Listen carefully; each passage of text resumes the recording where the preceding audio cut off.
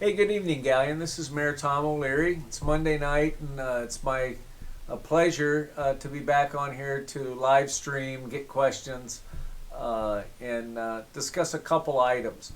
One thing that I don't want to say we've been sitting on, but on Friday of last week, I was notified, or that sounds like it was, that's the wrong expression. Phil Jackson came up and let us know that the City of Gallion's request for safer funds, and that basically represents staffing for adequate fire and EMS response. The short of it is, for those who've never heard that, is that just about every fire EMS department in the country, certainly around the state, applies for these funds. And I'm happy to report that in part because we have a fire chief who's on top of these sorts of things, but also because we demonstrated to FEMA, who have their hands full tonight, say a prayer for the Ida victims. But FEMA, which had not awarded these grants for a little bit over a year, announced their first round of grant awards. Galleon was one of 3 in Ohio, and to begin with, 11 nationwide that received these funds. So it says a lot about the kind of chief that we have, and in the importance of having someone who understands how to apply for grants that meet a strategic goal or purpose within the department. And what this will allow the city to do, it's $780,000. I keep goofing it up. I want to make it $900,000, but I better shut up when it's just shy of $800,000. What that will allow Galleon to do is hire 3 new firefighters for 3 years, and at that point, a couple of things will happen over those 3 years. One of the most important things, and why I describe it as strategic, is the chief is looking at having as many as 9 of the firefighter, EMS, paramedic staff eligible for retirement over those next 3 years. So one of the things that Phil understands and that I understand is that a problem with succession planning or bringing on new people to replace the veterans in the private sector is you can't just hire extra people. So this will allow us to add those people. This is assuming, and I think it's a safe assumption, that council will change the staffing ordinance to allow 3 more firefighters. And instead of having 3 veterans retire and then we go out through the civil service process and hire 3 new people, we'll have these new people, assuming they all are successful, being trained by this veteran staff. So it's a great opportunity for us to build our staff over the next 3 years, and then we'll kind of see what happens. Certainly of the 9 that are eligible to retire, we'll get 2 or 3, maybe not, retiring.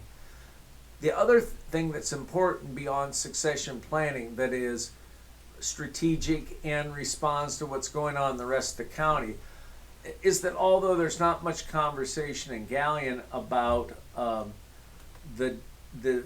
dissolution of the countywide EMS service, I think if you're a reader of news and keep track of stuff, or if you live in the township or any of the other cities in the county, you know that what used to be a private ambulance service that included all of the townships in the county except Polk, with whom we have a great working relationship. I don't want to jinx it, but I think the trustees and Chief Jackson are real close to getting a new contract in place with them, but we'll set that aside for now. The rest of the townships and Bucyrus as the hub of this countywide ambulance district, that's dissolved.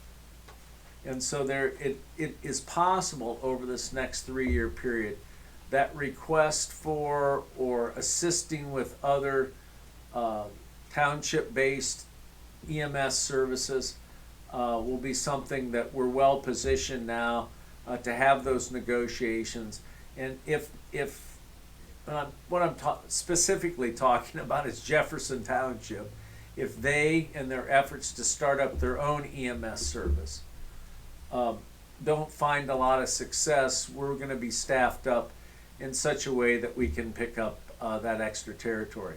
You know, those people without a good idea of where Jefferson Township is, it's all those homes north of Brant Road and on the east side of Fairview, Beardsley, Hayman, that whole area. And so if as time goes on, the township trustees want to work with us, we'll be in a position to have a real positive negotiation with them. And the other area that may come up for discussion, and we'll be poised and ready to go if that works out, is a large township in the county, Whetstone Township, which I think Galion could responsibly, with this new staff, pick up some of those EMS paramedic responses from North Robinson back into town. So again, in the area that, and using the term strategic, what I mean is that our plan to be able to responsibly respond to our neighbors with not just I don't want to rip on EMTs because my golly, they're needed, but our department here, while not perfect, is all veteran paramedics with advanced training, and I think that's the kind of response that if I was living out in a rural area, I'd want a group like that showing up.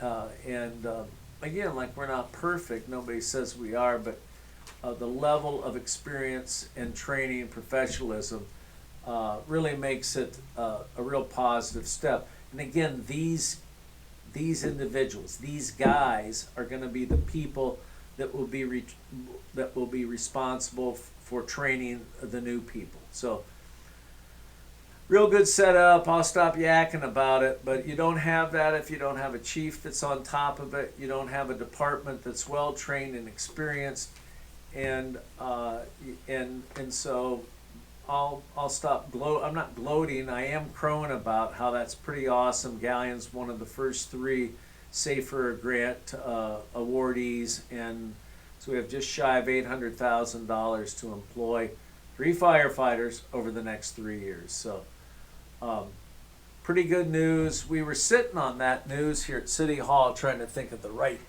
time to maximize its impact. And we're going to wait a couple of days because I think, I don't know, I am a homer. I was going to say I'm not a homer. Yeah, I'm a homer. I want the inquiry to remain successful. So we're kind of working that out so that we can get this information to meet their deadlines. And another media outlet came in to ask questions about what I frankly think is sort of a crank call, but they got called out on it. And it has to do with neighbor disputes over how tall the grass is. So this individual had raised heck, called Channel 4, all about the height of grass next door. The reason I mention it is because the property owner who was alleged at fault, there was an attempt to single them out. My gosh, they own 30 houses in town. And why some people may call these individuals, this couple, all kinds of negative names about their landlords. And they've got 30 people at least in their properties that are housed there. So I wanted to take a minute, respond to the local TV station, there's your clue,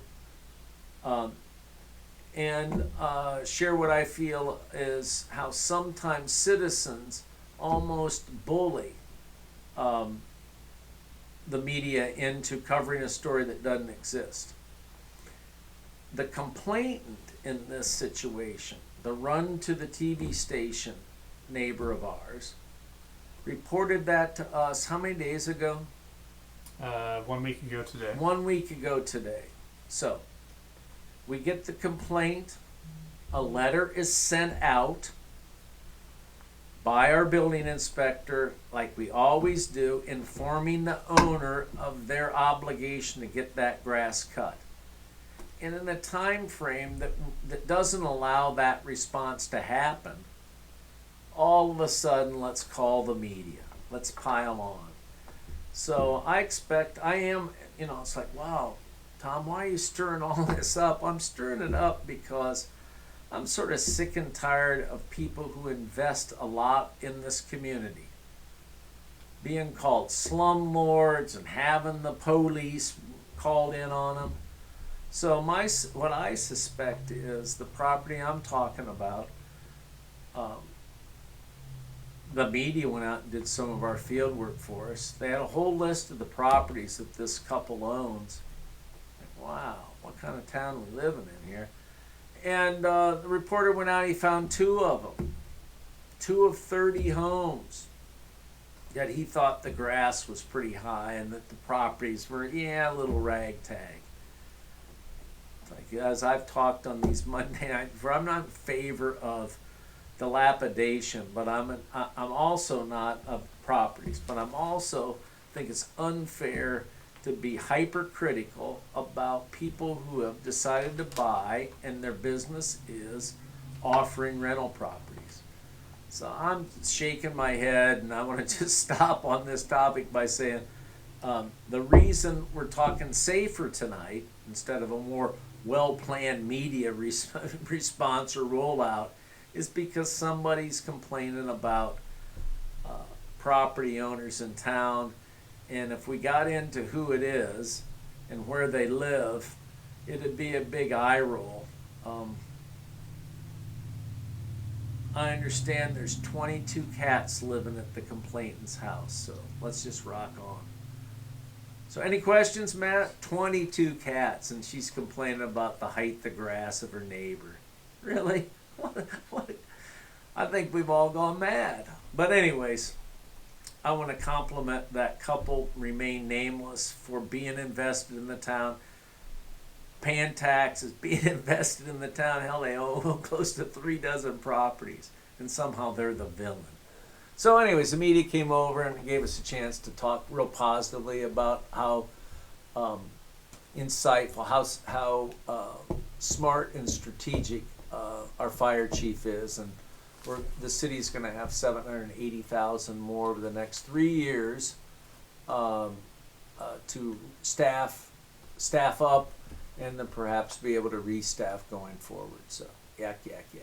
What do you got, Matt? Sticking with the SAFER grant. Yeah. Paula said, wish you would take residents who are bedridden to appointments. Well, that whole issue of transport on non-emergency calls, that's an ongoing issue. I'm not going to promise that, Paula, that with these extra staff we can do that. But I would say that the practice among fire departments, EMS, paramedic squads is not to do transport.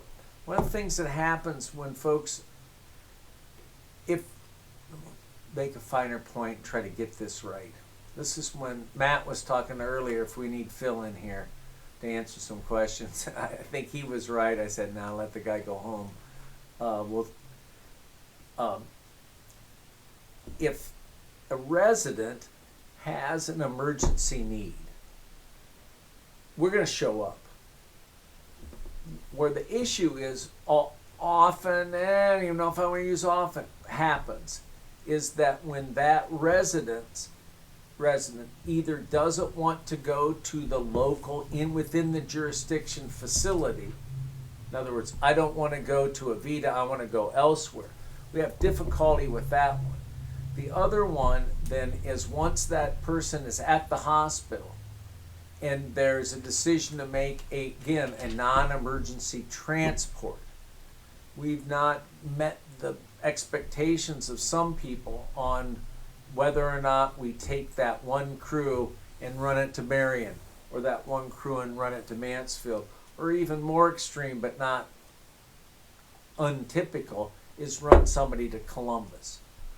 So it's that non-emergency transport where somebody wants to leave within our jurisdiction and go to get further treatment somewhere else, where Paula's question is accurate, but it is those other cases that I'm talking about that challenge our staffing. So what would happen? Let's play this out.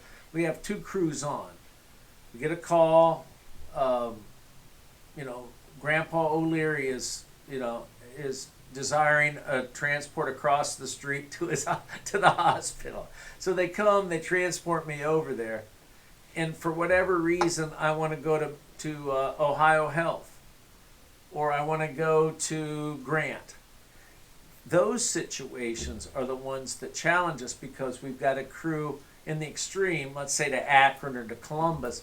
That's probably a 3-hour or more run. In order to have adequate coverage for the rest of us, 10, 12,000, we didn't shrink but hardly a little bit. But anyways, from Galleon, we would have to call in a second crew. So it is a staffing issue, it's a financial issue, maybe because we do have, I think, adequate vehicles to accomplish this. But over the next 3 years, with these extra staff, we may be able to deal with that issue that's being raised with Paula, that we'll have enough people to call in, or our base staffing will allow us to make a transport run without causing the rest of our service area, the rest of our fire and paramedic needs to be covered. So I don't know, it's a pretty smart question there.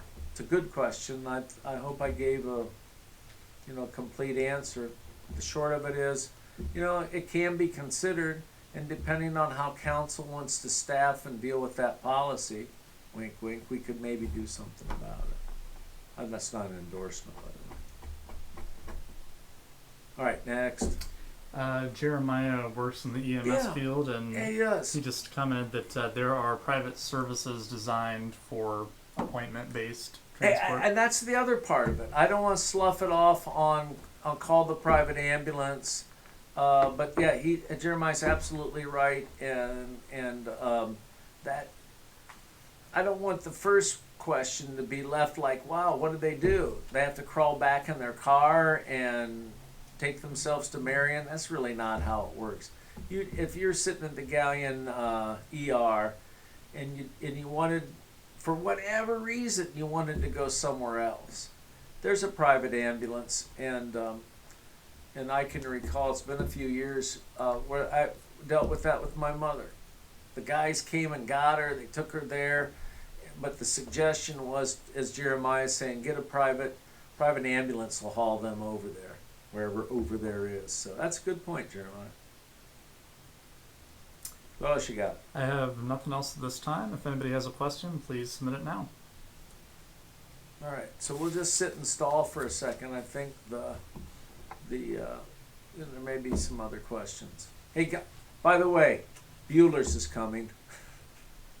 So that's good news. And if you're underemployed or unemployed and want to get out of the job you have, get over. I think it's Wednesday. They're going to start to have some interviews, some job fairs. So I'm pretty excited about that. A couple of weeks ago we had, aren't you going to bring any jobs to town? I thought, wow, 70s. It's kind of a start. It's a good thing. And not everybody wants to work in a factory like the old days of the 70s or 60s. I think these are good jobs, so I'm excited about it. So yeah, I'll take a quick bow and say we got new jobs coming to town. Anything else? Not at this time. Okay, I don't know if anybody looks forward to getting a certified letter, but I was kind of hanging out today waiting for the mail person to come, and so I got my copy of a certified letter. Came from former councilman, former auditor, former friend, and it's this letter that appeared on Brenda Akers' site. What's that damn thing called? Galleon City Watch. Galleon City Watch. Darn thing. Excuse me for being profane. And anyways, just I bring that up because I told you a couple months ago, this is like Abbott and Costello. It's like straight and funny guy. So what Mrs. Wade's thinking ends up on Brenda's local information site. So anyways, the people that had the pleasure to look at that saw that there was a kind of a letter. I also mentioned that it always happens on Friday night. I don't know if somebody comes up with this brilliant idea and they decide to do it, but it's pretty obvious that that this is all political. It's all triggered. It's all measured. One thing I was talking with Mrs. Wade's opponent today on some things, and it's like, I don't know why Mrs. Wade doesn't run for mayor. Why she, like, if you're going to run for law director, run for law director. But the stuff that was in her public post, a letter she sent to, of all people, the county commissioners, and the mayor of Bucyrus, I don't know what that's about. Just a friend, I don't know what he's going to do about what the issues she raises. But they do two things. One, I think they embarrass themselves on the hotel, and I hope I get some questions, meaning the sleep-in. So that if you get a chance, take a look at it. It's like fun. It's like I had decided to sit on a dunking machine. She was throwing at it. And that's fair. I've been, as they say, working for you for 40 years. I've been on the ballot a bunch of times. I'm open season. I'm a target. But the thing I didn't appreciate about her, what she said and her approach and her style, is this indictment of Gary Frankhouse and how worthless. It's like you got to read it to believe it. Okay, there's a lot of things I could say about Gary Frankhouse, but I'll say a couple of them. Never ran for office.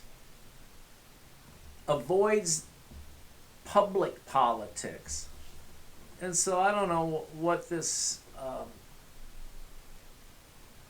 this posse that she's trying to rile up against the partnership and Mr. Frankhouse. So as much as she's entitled to her opinion about the wisdom or the folly or fantasy of the Free Center, like, cool it. If you have an issue, first of all, if she would listen, I'd say you better run for law director. But secondly, I'd say if you have an issue, raise it with the council members. Raise it with me, but I don't know why you're dragging Frankhouse in. He didn't ask for that. And we have differences, even on this specific issue. Hell, we could talk for 45 minutes, he and I, about how we don't see the Free Center exactly the same. But my thoughts are, my hope is that we're still pulling towards a common purpose of making something like that happen. So, the guy who is, like, I guess the prince of half-baked ideas, going to ask a couple questions. One, when was the last time that the candidate for law director was ever for anything? I guess that was in 12 when she was for getting rid of the charter. I thought that was a good move, but you got to be for things. You have to have ideas. Okay, that's if you want to run for an office that has some sort of legislative input. But the second thing I want to say, people that are up at City Hall understand that I fuss and am frustrated sometimes by our current law director, okay? But I'll tell you one thing about Thomas Palmer, he doesn't take a stand on policy issues. I think that's why in 12 he got elected, because the law director's job is not to have an opinion on these issues. It's to make judgments about their legality and protect the interest of the taxpayers and the recipients of the freeze fund. So last thing in the world we need, and why if Mrs. Wade wants to set policy, I don't know why she consistently runs for offices that don't set policy, but here we go again. So that's all I'm going to say about that. Law directors should be neutral, sort of a referee on these issues, and not taking this extreme position where individuals are condemned, myself, Frank House, for trying to get something done in the community. So I'm kind of waiting. We'll see what happens next year. But we at City Hall are trying to get a few things done. And I'm going to push back. I'm going to be outspoken. I'm going to be whatever adjective you want to attach to it. But I'm not going to sit back and allow people to take pot shots at non-elected officials. And then on the other hand, then try to act like they'll be a neutral arbiter if you elect them law director. It's not going to happen that way, folks. So, I don't know. I don't know how much more to add. There's that old expression about if you're in a hole, stop digging. That's a good idea. I don't believe we're in a hole on this. And so, yeah, I'll continue to defend half-baked ideas. We were laughing. That's not the right verb. We were discussing what a bad idea the pavilion is. A railroad pavilion. That was pretty funny. If you get a chance to read that letter Mrs. Wade put out. Oh, it's all this. Like, who made this stuff up? This is not even true. We rent that pavilion before COVID happened. Really growing number of times we as a city rent that. And it's ridiculous. Now, between now and the end of the reunion party, graduation party, whatever it is, we'll have rented that thing many, many times. Did you get a chance to pull that out, what the number is? It was over 60. Yeah, so like 60 times. So give me a break on, lay off the railroad pavilion. Somebody as intellectually gifted as Attorney Wade could do the research and understand and remember how it was that we ended up with that depot pavilion, the size it is, and I would concede the lack of utility it had because it didn't have enough, we didn't have enough money through the capital bill funding. So I'll set that aside. Last thing I want to say about this, and I'll see if maybe there's some questions. Handful of years ago, we did a survey about what the parks needed and how to use the freeze funds. And I remember it was kind of suspicious. We got avalanched with 88 restrooms, no good restrooms, restrooms bad. It's like, wow. Roberta and Company, our first questioner being part of that little company. It's like, we did that, didn't we? We built handicap accessible bathrooms all around our park system. Now they're aesthetically unpleasing. Well, I'll tell you what, aesthetically unpleasing and saving 50 to 70,000 per copy on getting these prefabbed. I'm sorry I offended some people's sensibilities, but I think those are really awesome. I think the one in the High Sea Park looks good. If you bother to go down to complainants, if you bother to go down to South Park, man, but it replaced. Don't even start it. And oh, by the way, there's handicapped accessibility to that South Park bathroom. Took a heck of a toll to start with the local vandals, but we're evening out. So, once again, always got a complaint, always got something that's not right, but I don't know how many bathrooms have these people built. And so, last thing I'd say about the bathrooms and that criticism is it's a small staff, but they take pride in keeping that those bathrooms in as good a shape as possible. It's not like the city workers go in and make a mess when there's a mess. And I'm candidly kind of concerned about how those bathrooms, how durable they'll be because of the consistent vandalism that goes on the inside. Drinking fountains. I gotta go on. Drinking fountains. How silly. Doesn't everyone know that we had to shut down the drinking fountains during COVID? So we could, like, oh, there's no drinking fountains in the parks. Like, yeah, man, we weren't allowed to have them. As soon as we were allowed, they're on. This goofy allegation, if you will, that like they don't even work. It's like, why don't you be a good citizen? And if in your spot checking, Brenda, of going out and making sure everything at the parks is just right, if you got a problem with the drinking fountain, call us.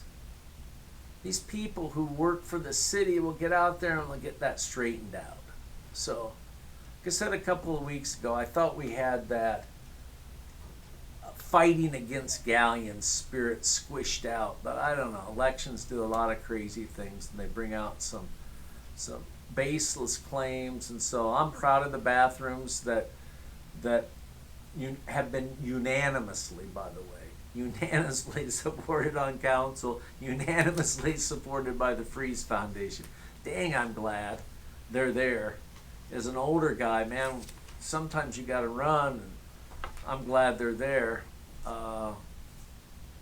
And so, one last thing. Remember that god-awful bathroom in Heisey Park was down there? It's like, well, we got that one replaced, and you didn't even mention that. So, yeah, folks will say, ease up, but I think it's a mistake to back off. So I guess we got questions, and I got people showing me, people commenting. So let's see what reaction they have to my comments. What you got? Yep. Next question came from Jeremiah in regard to the Freeze Center. Can you explain why City Council is requesting updated cost information on the project when it is not close to going to bid? Seems like a waste of time. No, I think that it's been a year. I followed the commentary that he and one of Jeremiah's classmates had when that was being discussed. What was that? Last week at a council meeting when they were like, they stuffed the room with all these people that didn't say anything. But anyways, the cost estimate, there's two purposes. One, to have an idea of how much money we need to raise. If you follow what I'd said, and I don't want to suggest you didn't, one of the things I mentioned was that $5 million may not be enough, and that we need an updated cost estimate to know how much of the job will $5 million or $6 million worth of freeze funds accomplish. Okay, so that's one thing. The other thing is like, oh my God, politics, ooh, yuck. We got to get votes for this. And so I'm convinced that there may be 1 or 2 votes on the current city council that, given an updated cost estimate, they might be in the mind of making this commitment to go out and see what other funds that we can raise. So no harm, no foul. Jeremiah doesn't have any reason to know this happened, but tonight, 6 o'clock, the Port Authority met in a special meeting, and they authorized by the way, no cost from JNF to go ahead and update the estimates. So I think that's it was a non-unanimous vote, curiously. But anyways, there's support. The Port Authority is gonna ask JNF to hit the refresh button, and they are told by the 13th, next Monday, they'll have a number to consider. So I still think we're going to 3 readings, folks, but I think it gives us a better chance at making a logical argument to some of the previous no votes on the Freeze Center, some of the people who try to make a decision on the Free Center on each issue, not sort of a blanket, I'm for it or I'm against it. So, Jeremiah got other stuff? Who No, else that has was got it other on stuff? that one. Yeah, Next question came from Tom. yeah. He said, "Why don't you keep this forum for matters concerning Galleon and its residents instead of a political grandstand?" Well, it's like I don't know who you mean, Tom, but open invitation. If the political grandstand by Mrs. Wade, she wants to come up here, come on up. She can have quote unquote equal time. I don't know what part of what I was talking about didn't involve Galleon matters. So he's one of my consistent, if I say up, Candor says down, so I think everyone knows that. But what do you mean? What issue did I talk about that wasn't a Galleon issue? And this is real instant. I mean, people know this better than I do. He guy can respond if he wants to. What issue did I talk about? Okay. Every issue I talked about was about Galleon. The safer funds. So that's a bad thing? That's a political thing? That's pretty cool. That's pretty cool. So you got open forum, Tom, fire back. I wish you could talk. I mean, not talk, but I wish we could have more of an interaction. In fact, I'd extend, anybody who wants to come in here. We've tried to get Justin Humberger on here for months. Not consistently, but we can only go so far with the monologue. But the political diatribe, I think this letter is. So anyways, what do you got there, Tom? Are there other questions? Tom did have another question, Yeah. but different topic. Why is the city dealing with J&F Construction solely? There was a competitive selection process. The showing up at the end of the game and asking what's happened. I mean, it's been going on for months and months and months. So somebody who is in the construction business, they would understand this better than most of the rest of the listeners' viewers. The Port Authority made a decision to use a design-build way of designing and selecting contractors, as contrasted with a design, bid, build. So they combine that into a design build. I'm not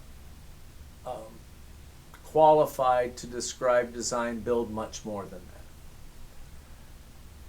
that. Heck, I was really surprised. I want to say there were 11 or 12 design firms, designer, contractor teamed up together. There were 11, I think, or about that number, of firms that competed, submitted those applications. Now, how were they screened? Buddy system? Nah, they weren't screened that way.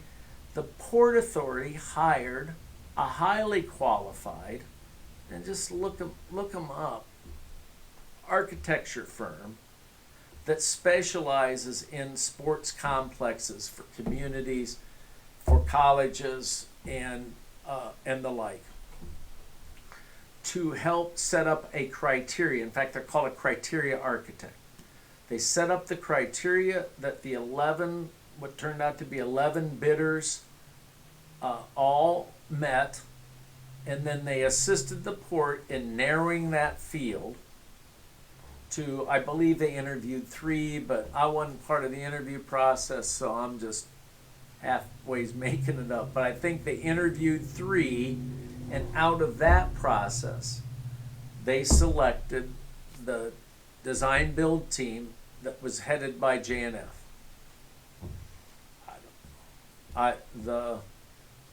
You go around life second guessing every decision and fighting everything, you don't get very far.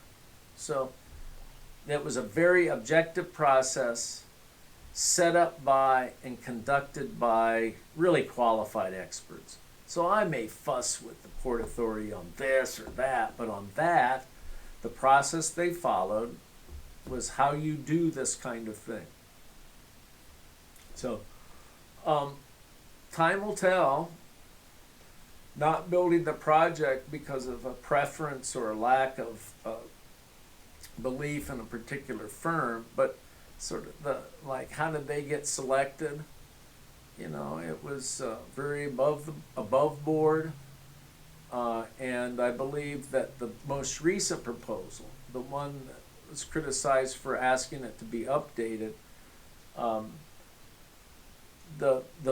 most recent proposal that they were the lowest cost.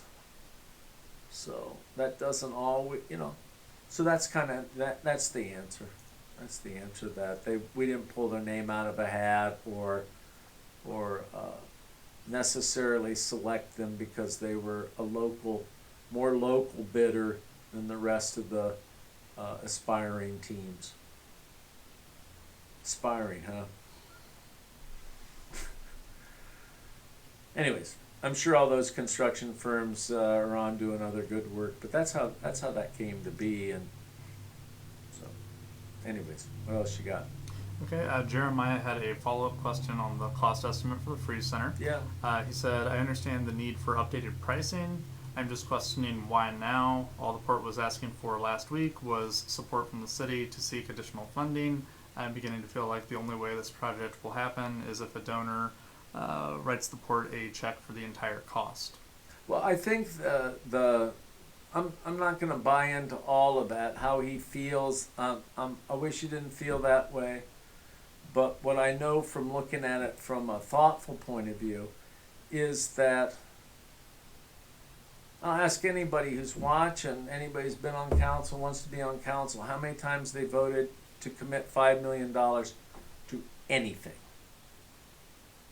So this notion that the port expects support without asking questions to make a $5 million commitment of freeze funds, I think there's every reason in the world to ask those questions.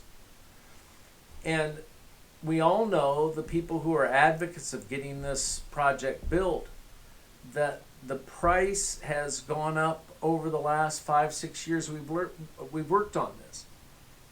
So I think it's real important to know how much we're going to need to get the job done. And so while there's why are they asking, I think to know whether or not the commitment is enough to get the job done. As I said the other night, that $5 million as part of an $8 million project is a different level of support than a $9 million or whatever much it may have grown from the $7.3 million, which is the most recent construction estimate. The old number, if you'll accept that term, involves 7.3 for the building and right around $1 million or so for soft costs. The contractor's fee, contingencies, licenses, not insurance, but permits, a number of itemized costs. So really what we're looking at is around $8.5 million in that range. And I expect the cost to go up, but it's good to know if it's 8.5, awesome. I think that's reassuring. If it's a little more, council members that I've talked to are, let us know what hand we're bidding into. And so that's simply what it's about. And JNF, was suggested to me by the criteria architect, probably not going to charge. We found out tonight they're not going to charge, which would suggest they're committed to the project too. They're not trying to make a buck updating the estimates. So I think, Jeremiah, that answered the question. Sometimes I get wrapped up in the answer and talk around the question. So what else we got tonight? Okay, Tom said, thank you for explaining the selection process. Maybe this type of information can be posted so the public has a better understanding, much like bidders and their bids for projects like street paving and demolition. Yeah. I say this with a smile, Tom. It's like, wow, I'm going to fall. I thank you. I agree with that, and you're probably right. that to get information out, as you know, at home and outside of home, I get criticized a little bit for doing this. I think it's real important, and so for every 40 minutes we waste as I yammer on, that it does provide information about, which can help dispel some of the chirping outside the mouth about the contractor, this or that. So, anyways, cool. I appreciate it, Tom. At least somebody's listening. Anything else?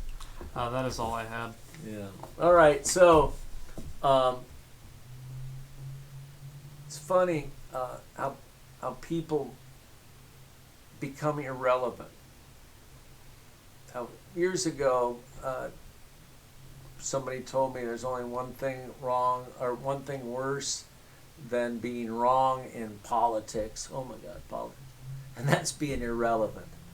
And so increasingly, the criticism, I can go on for another half hour about how dead wrong the criticism of the sleep-in is.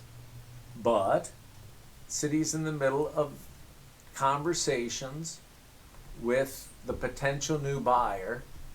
And so given how what I say here may be in another state 30 seconds from now, I'm going to refrain from getting into that. But we're working to close differences, and we're working to come up with a way to get these infrastructure payments taken care of. If I got to say one thing, it was 900,000 or some made-up number that the city has invested in the sleep-in. It's not, never was. I think we looked today, it was 600,000 shy of 700,000. There's a judgment for over 100,000 that the buyer's going to have to pay for us. Again, that was Law Director Palmer that went to the court and got us secured there. And so really what we're talking about, trying to continue to recover, and we have a contract that causes the new buyer to do that, is more in the neighborhood of 500, just shy of 500,000. And so I fully expect that that most of, if not all of that money will be recovered. But I think contrary to some of the critics of the sleep-in, they must not have friends or relatives that come to town to visit, or kids that come back for reunions or whatever. But anyway, people still critical of sleep-in. We're just going to disagree, because I believe from the start back in 17 that hotel has been an asset to the community, and that I think that when you look at the survey, the study that was done, that was like CNN kind of cut and paste. It's taken out of context laughably in the letter that was sent out to the county commissioners and Mayor Reeser. I like Jeff. I don't know if he cares about this nonsense. But anyways, the money that was committed to those folks and how we're going to recover that, it has every expectation to be recovered. And but people who don't like the hotel, never going to like the hotel. And so this is what I think will happen. We'll have a new buyer, and that will come up with a way to get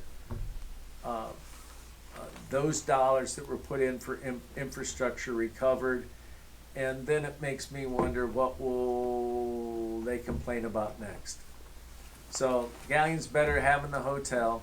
The study that was done, you can come up here and get it at City Hall, and I can show you how right above the criticism that was cited, it says that there is a demand for the hotel. And so the notion that we had to go out and do a new study was negated by the fact that we had 2 sets of active developers. And so we didn't need to do a future study. A private businessman, entrepreneur, invested $6 million in the facility. So they didn't need that follow-up study. So I don't want to get into that. I'm getting to wrap it up from, not, so I don't want to go on and on, but the study that was done, come up and look at it, we'll send it out to you, said there is a demand. The developer and Choice Hotels settled in on 62 beds. What the city of Galion agreed to do is put in the infrastructure, so it was put in right, and then caused the developer to pay us back for that infrastructure. The other way to do it is to have them put in the own road, all that stuff, and then we accept that.